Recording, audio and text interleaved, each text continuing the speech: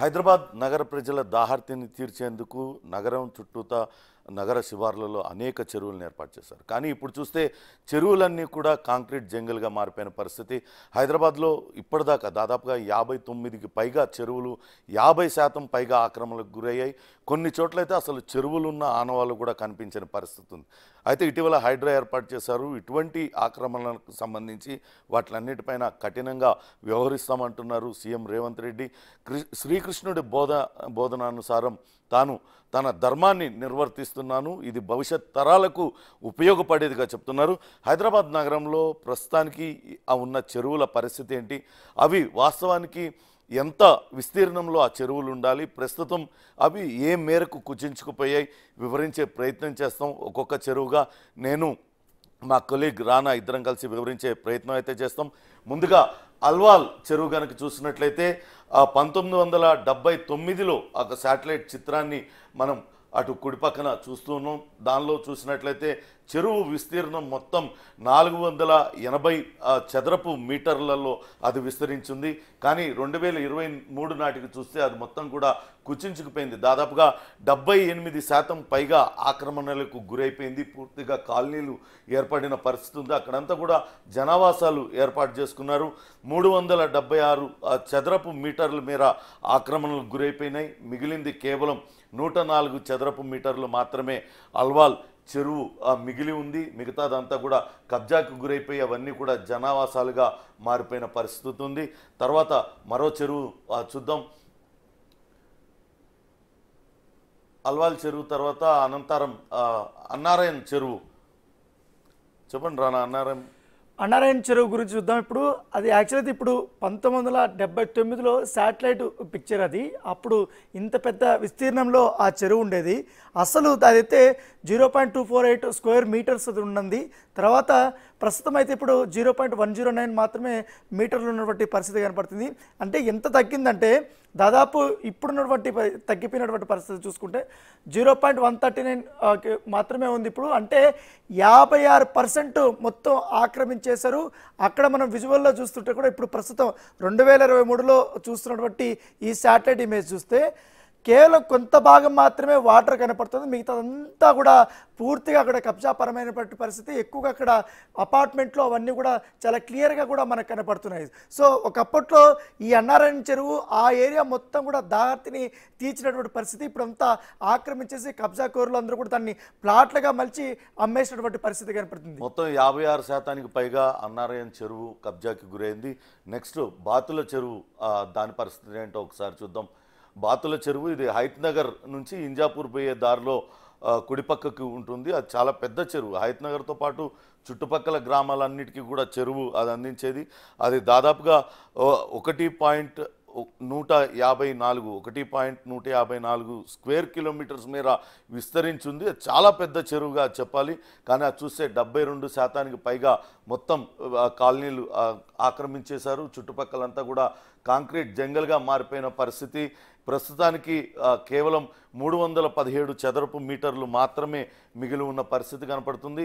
దీని చెరువు కట్ట కింద కూడా పూర్తిగా ఆక్రమణలకు గురైపోయిన పరిస్థితి. FTL పరిధి, బఫర్ జోన్ వీటిలన్నింటినీ కూడా ఆక్రమించేసి అక్కడ పెద్ద గేటెడ్ కమ్యూనిటీలు అవన్నీ కూడా వెళ్ళాయి. ఇక్కడ నుంచి ఈ రోడ్లోంచే అటు మునగనూరు తదితర ప్రాంతాలకు కూడా వెళ్తారు. ఇంజాపూర్ అటు మళ్ళీ తిరిగి సాగర్ హైవేకి, ఇటు విజయవాడ హైవే నుంచి సాగర్ హైవేకి కలిసే రోడ్డు కూడా ఇటే ఉంటుంది. దాంతో అక్కడంతా కూడా కాలనీలు ఏర్పడిపోయిన పరిస్థితి ఉంది. మొత్తం మీద 72% పైగా ఈ బాతుల చెరువు ఆక్రమణలకు గురైపోయిన పరిస్థితి ఉంది. దీని తర్వాత మరో చెరువు పరిస్థితి చూద్దాం. నెక్స్ట్ బోన్ చెరువు గురించి మనం పూర్తి స్థాయిలో చూద్దాం. ఎందుకంటే దాదాపు 0.48 స్క్వేర్ కిలోమీటర్లు ఉన్నటువంటి ఈ చెరువు ఇప్పుడు 0.212 స్క్వేర్ కిలోమీటర్ మాత్రమే ఉంది. మిగతా దాదాపు 57% ఆక్రమణలకు గురైందంటే మనం అర్థం చేసుకోవచ్చు. ఎందుకంటే ఇప్పుడు తాజాగా 2023లో రిలీజ్ చేసినటువంటి ఈ శాటిలైట్ పిక్చర్ ద్వారా మనం చూసుకుందాము ఏ రకంగా అయితే బోన్ చెరువుని ఆక్రమించారో. ఎందుకంటే దాని కింద FTL ఉంది, బఫర్ జోన్ ఉంది. అవన్నీ కూడా చూసుకున్న తర్వాత కేవలం 212 మీటర్లు చదరపు మీటర్లు మాత్రమే మిగిలింది ఇప్పుడు చెరువు మొత్తం. మిగతాదంతా కూడా ఆక్రమణకు గురైంది. అంటే దాదాపు 0.275 దాకా తగ్గిపోయింది. అంటే 57%. 57% పైగా చెరువు కబ్జాకు గురైపోయిన పరిస్థితి ఉంది. ఇక చెంగిచెర్ల చెరువు పరిస్థితి చూద్దాం. చెంగిచెర్ల అక్కడ పారిశ్రామిక వాడు ఉంది. చాలా అక్కడంతా కూడా ఇప్పుడిప్పుడుగా అభివృద్ధి చెందుతున్న ప్రాంతం. ఒకప్పుడు చూసినట్లయితే దాని విస్తీర్ణం దాదాపుగా 335 చదరపు మీటర్లుగా ఉంది. 53% పైగా ఆక్రమణలకు గురైపోయింది. మొత్తం కొత్త కాలనీలు ఏర్పడుతున్నాయి. ఇటు ఉప్పల్ నుంచి బోడుప్పల్ దాటిన తర్వాత వరంగల్ హైవే మీద వెళ్ళేటప్పుడు ఎడమ చేతి పక్కకు ఈ చెంగిచెర్ల ఉంటుంది. చెంగిచెర్ల చెరువు ఏ రకంగా ఆక్రమణకు గురైపోయింది చూస్తున్నాం. ప్రస్తుతం కేవలం 157 చదరపు మీటర్లు మాత్రమే మిగిలి ఉన్న పరిస్థితి ఉంది. మిగతాదంతా కూడా ఆక్రమణకు గురైపోయింది. ఈ కేవలం రాజకీయ నాయకులు, రియల్టర్లు అందరూ కూడా అక్కడ ఆక్రమణలకు పాల్పడ్డారనే తెలుస్తుంది. ప్రతి పేదవాడు, ఆ మధ్యతరగతి వాళ్ళు రూపాయి కూడబెట్టి తక్కువ ధరలో దొరుకుతున్నాయంటూ అక్కడ కొనుక్కున్నారు. కానీ ఇప్పుడు చూస్తే అవన్నీ కూడా చెరువు భూములుగా తేలుతున్నాయి. ఒకవేళ వర్షం కనుక కురిసినట్లయితే మొత్తం నీట మునుగుతున్న పరిస్థితి. హైదరాబాద్ నగరంలో చిన్నపాటి వర్షం కురిస్తేనే ఈ చెరువు ప్రాంతాల్లో ఉన్న చుట్టుపక్కల కాలనీలన్నీ కూడా తీవ్ర ఇబ్బందులకు లోనవుతున్నారు. వాళ్ళు ఇళ్లలోకి కూడా వెళ్ళలేని పరిస్థితి, ఇళ్ళని కూడా మునిగిపోతున్న పరిస్థితి ఉంటుంది. చెంగిచెర్ల చెరువు చూసినట్లయితే 53% పైగా చెరువు ఆక్రమణలకు గురైపోయిన పరిస్థితి ఉంది. తర్వాత నెక్స్ట్ చెన్నాపురం చెరువు గురించి చూద్దాం మనము. ఎందుకంటే 1977కి ఇప్పుడు 2023 తీసిన ఫోటోకి ఎంత డిఫరెన్స్ కనపడుతుందో చాలా క్లియర్గా మనం చూస్తాం. ఎక్కడ ఎందుకంటే 0.065 స్క్వేర్ కిలోమీటర్లు ఉన్నటువంటి ఈ చెరువు ఇప్పుడు దాదాపు 15% దాకా కూడా పూర్తిగా కబ్జాపరమైన చెరువులతో పోలిస్తే ఇది కొంచెం తక్కువ అనిపిస్తుంది. ఎందుకంటే కనీసం చెరువు అన్నా కొంచెం కనపడుతుంది ఎందుకంటే పక్కన. కానీ ఇప్పుడు ఇంత చాలా తక్కువ, 15% అంటే చాలా తక్కువ.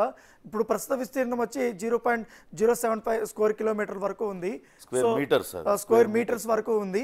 సో దాంతోపాటు ఇక్కడ చెరువు చాలా స్పష్టంగా కనపడుతుంది, అక్కడ కూడా కనపడుతుంది. కానీ కొంత భాగం మాత్రమే ఆ ఎఫ్టీఎల్ జోన్, బఫర్ జోన్ మాత్రం ఇంకా ఉంది. కొంచెం నిర్మాణాలు కూడా ఎక్కువ ఉంది కాబట్టి వాటిని కూల్చేయడానికి అవుతున్న కాలనీలాగా ఉన్నాయి. అవన్నీ కూడా ఇప్పుడు ఆక్రమించి కడుతున్నారు. నెక్స్ట్ దమ్మాయిగూడ చెరువు పరిస్థితి ఏంటో ఒకసారి చూద్దాం. దమ్మాయిగూడ కీసర ఈసీఐఎల్ నుంచి కీసర వెళ్ళే వైపు ఇది దమ్మాయిగూడ ఉంటుంది. ఒకప్పుడు కనుక దమ్మాయిగూడని చూస్తే దాదాపుగా 221 చదరపు మీటర్ల విస్తీర్ణంలో ఆ చెరువు అంతా కూడా విస్తరించి ఉంది. అది 79లో తీసిన శాటిలైట్ చిత్రం. 35% పైగా కబ్జాకు గురైపోయింది. ప్రస్తుత విస్తీర్ణం కేవలం 143 చదరపు మీటర్లు మాత్రమే మిగిలి ఉంది. దమ్మాయిగూడ అంటే నాగారం నుంచి కీసర వైపు వెళ్ళే దారిలో ఉంటుంది. ఇప్పుడిప్పుడుగా కొత్తగా కాలనీలు ఏర్పడుతున్నాయి.